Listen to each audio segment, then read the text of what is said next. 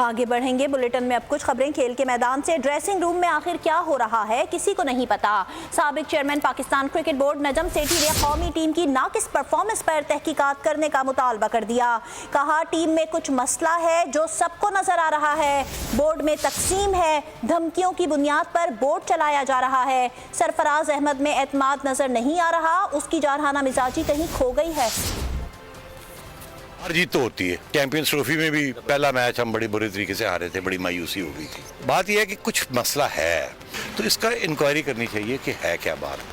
अब क्या प्लेयर्स के अंदर कोई मायूसी है, कोचेस के अंदर कोई लड़ाई झगड़े हैं, क्या कोच और कैप्टन की नींद बन रही, ये क्या हो रहा है। बॉडी लैंग्वेज ठीक नहीं है, बॉडी लैंग्वेज से बहुत कुछ पता चलता है। वो जो अग्रेशन होती है कैप्टन में, जो लीडरशिप होती है, वो जो हमेशा थी, हम समझते थे कि he is leading from the front, wicket keeping करके आगे जाना, बोलना, ये करना, वो एक्टिविटी नज़र नहीं आ रही है। तो इनको पता करना चाहिए वजह क्या है, उसके जहन के अंदर क्या चल रहा है, क्या नहीं चल रहा, उसको क्यों एक एहसास हो रहा है किसी किस्म की कमतरी का।